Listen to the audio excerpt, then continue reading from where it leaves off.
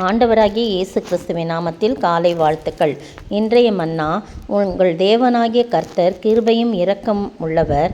நீங்கள் அவரிடத்துக்கு திரும்பினால் அவர் தம்முடைய முகத்தை உங்களை விட்டு விலக்குவதில்லை என்றார்கள். 2 நாளாகும் 30 வசனம் 9 பின்பகுதி.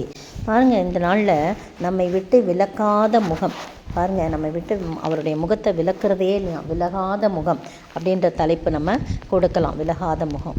அவர் நம்ம அப்படின்னா எப்போவுமே பார்த்துக்கிட்டே இருக்கிறாரு, விலகிறதில்ல. ஏன்னா அவர் கர்த்தர் கிருபையும் இரக்கம் உள்ளவர். எப்போ அப்படின்னு சொல்லும்போது, நாம் அவரிடத்துக்கு திரும்பினால், முந்தைய பகுதி சொல்லுது, 9ஆம் வசனத்தின் முந்தைய பகுதி, நீங்கள் கர்த்தரிடத்துக்கு திரும்பினால் உங்கள் சகோதரரும் உங்கள் பிள்ளைகளும் தங்கள் சிறை பிடித்தவர்களுக்கு முன்பாக இரக்கம் பெறுவதற்கும் இந்த தேசத்துக்கு திரும்புவதற்கும் அது ஏதுவாகும். உங்கள் தேவனாய் கர்த்தர் கிருபையும் இரக்கம் உள்ளவர். நீங்கள் அவரிடத்துக்கு திரும்பினால் அவர் தம்முடைய முகத்தை உங்களை விட்டு விலக்குவதில்லை சொல்லுவாங்க. எப்போவுமே ஒரு பிளெஸ்ஸிங் ஆண்டவர் கொடுக்கும்போது கண்டிஷ்னல் பிளெஸ்ஸிங்காக தான் இருக்கும். நிபந்தனையோடு கூடிய ஆசீர்வாதம் தான். அதை நம்ம மறந்துடுறோம். அதை முகத்தை தம்முடைய முகத்தை நம்மை விட்டு விலக்குவதில்லை, அதை மட்டும் எடுத்துக்கிறோம். ஆனால் முந்தின வசனம், நீங்கள் அவரிடத்திற்கு திரும்பினால் அப்படின்னு சொல்லப்பட்டிருக்கு. அப்போது நம்ம அவருடைய பக்கமாக திரும்பினா அவர் தம்முடைய முகத்தை நம்மை விட்டு விலக்காமல் நம்மை பாதுகாக்க கிருபையும் இரக்கம் உள்ளவராய் காணப்படுகிறார். இந்த இஸ்ரவேல் ஜனங்கள் அவ்வப்போது ஏதாவது ஒரு காரியம் செஞ்சு ஆண்டவரை கோபப்படுத்துகிறாங்க. பார்த்திங்கன்னா 8ஆம் வசனம், இப்போது உங்கள் பிதாக்களைப் போல உங்கள் கழுத்தை கடினப்படுத்தாதீங்கள். மோசே அதை பார்த்திங்கன்னா மோசையின் காலத்துலேருந்தே இப்படி தான் பிரச்சனையாகவே இருக்குது. ஒவ்வொரு தரையும் மோசே தன்னுடைய ஜனங்களுக்காக பரிஞ்சு பேசி ஜெபம் பண்ணுவார். கர்த்தர் தன்னுடைய கோபத்தை விட்டு திருப்புவார். இங்கே பார்த்தீங்கன்னா ராஜா சொல்கிறார், இப்போதும் உங்கள் பிதாக்களைப் போல உங்கள் கழுத்தை கடினப்படுத்தாதீங்கள். நீங்கள் கர்த்தருக்கு உடன்பட்டு அவர் சதா காலத்துக்கும் பரிசுத்தம் பண்ணின அவருடைய பரிசுத்த ஸ்தலத்திற்கு வந்து உங்கள் தேவனாய கர்த்தரை சேவியுங்கள். அப்பொழுது அவருடைய உக்கிரமான கோபம் உங்களை விட்டு திரும்பும்னு சொல்கிறார். நீங்கள் கர்த்தரிடத்தில் திரும்புங்க. நீங்கள் அப்படிலாம் செஞ்சீங்கன்னா அவருக்கு அது கர்த்தருடைய கோபம் உங்கள் மேலே பற்றி எறியும். ஆனால் நீங்கள் கர்த்தரிடத்தில் திரும்பினா அவருடைய கோபம் உங்களை விட்டு திரும்பும் அப்படின்னு சொல்கிறார். அவருடைய முகம் உங்களை விட்டு விலகாமல் பாதுகாப்பார். உங்களை எப்போவுமே நோக்கமாக இருக்கிறார். உங்கள் மீது நோக்கமாக இருக்கிற ஆண்டவராக இருக்கிறார். யோனாவின் சரித்திரத்தில் பார்த்தா, நினிவே மக்கள் கர்த்தருக்கு விரோதமாக ரொம்ப பாவம் செய்கிறாங்க.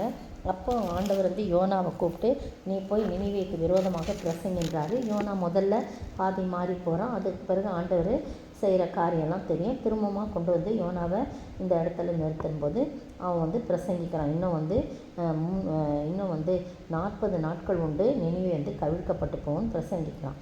ஆனால் அந்த ஜனங்கள்லாம் பாருங்கள், கடவுளை விசுவாசித்து உபவாசம் செய்யும்படி ராஜா சொல்கிறாரு. பெரியவர் முதல் சிறியவர் வரைக்கும் ரெட்டுடுத்தி கொள்கிறாங்க. இந்த செய்தி நினிவே ராஜா கட்டினபோது அவன் தன் சிங்காசனத்தை விட்டு எழுந்து தான் உடுத்தியிருந்த உடுப்பை கழற்றி போட்டு ரெட்டை உடுத்தி கொண்டு சாம்பலில் உட்கார்றார் ராஜாவே. ராஜா சொல்கிறாரு, நான் பிரதானிகளும் நிர்ணயம் பண்ணப்பட்ட கட்டளையாக நினிவே எங்கும் மனுஷரும் மிருகங்களும் மாடுகளும் ஆடுகளும் ஒன்றும் ருசிப்பாராக இருக்கவும், மேயாமலும் தண்ணீர் குடியாமலும் இருக்கவும், மனுஷரும் மிருகங்களும் ரெட்டினால் மூடிக்கொண்டு தேவனை நோக்கி உரத்த சத்தமாய் கூப்பிடவும், அவரவர் தம் தம் பொல்லாத வழியையும் தம் தம் கையில் உற்ற கொடுமையும் விட்டு திரும்ப கடவர்கள். அப்போ கர்த்தரிடத்தில் திரும்பினா அவர் தம்முடைய முகத்தை நம்மை விட்டு விலக்காமல் பாதுகாப்பார் சொல்கிறார் அந்த ராஜா. 9ஆம் வசனம், யாருக்கு தெரியும், நாம் அழிந்து போகாதபடிக்கு ஒருவேளை தேவன் மனஸ்தாபப்பட்டு தம்முடைய உக்கிர கோபத்தை விட்டு திரும்பினாலும் திரும்புவார் அப்படின்னு சொல்கிறான். அதே போல் அவங்க திரும்பிட்டாங்க, கொல்லாத வழியை விட்டு திரும்பினார்கள் என்று தேவன் கேட்டு நாம் சொல்லியிருந்த தீங்கை குறித்து மனஸ்தாபப்பட்டு அதை செய்யாதிருந்தார் அப்படின்னு சொல்லப்படுது. அப்போ பாருங்கள், வலதுகைக்கும் இடதுகைக்கும் வித்தியாசம் தெரியாத 120,000 பேருக்கு அதிகமான மனுஷரும் மிருக ஜீவன்களும் மகா நகரமாகிய நினிவேக்காக நான் பரிதபியாமல் இருப்பேனோ அப்படின்னு யோனாவை பார்த்து சொல்கிறத பார்க்குறோம். நீங்களும் நானும் ஆண்டவருடைய சமூகத்தில் கர்த்தரிடமாய் திரும்பி அவருக்கு பிரியமாய் நடந்து அவரையே சேவித்து அவரையே தஞ்சம் என்று வாழும்போது நம்முடைய முகத்தை நம்மை விட்டு விலக்காமல் இருந்து கிருபையின் இரக்கத்தை நம் மீது பொழிந்து நம்மை ஆசீர்வதிக்கிற ஆண்டவராக இருக்கிறார். அப்படிப்பட்ட ஆசீர்வாதத்தை நாம் பெற்று வாழ ஆண்டவர் தாமே கிருபை செய்வாராக. ஆமீன். உன்மீது நோக்கமாயுள்ளார், நினைவெல்லாம் அவர் அறிவார். காக்கின்றவர், உருவாக்கின்றவர், தோளின் மேல் சுமக்கின்றவர். காக்கின்றவர், உருவாக்கின்றவர், தோளின் மேல் சுமக்கின்றவர்.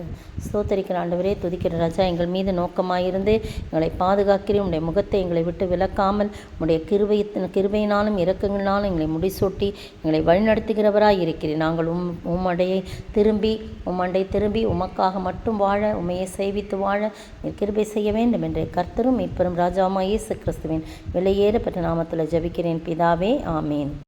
நேற்றைய பதில்: 2 எஜமான்களுக்கு ஊழியம் செய்ய ஒருவனாலும் கூடாது. ஏனென்றால் ஒருவனை பகைத்து மற்றவனை சிநேகிப்பான், அல்லது ஒருவனை பற்றி கொண்டு மற்றவனை அசட்டை பண்ணுவான்.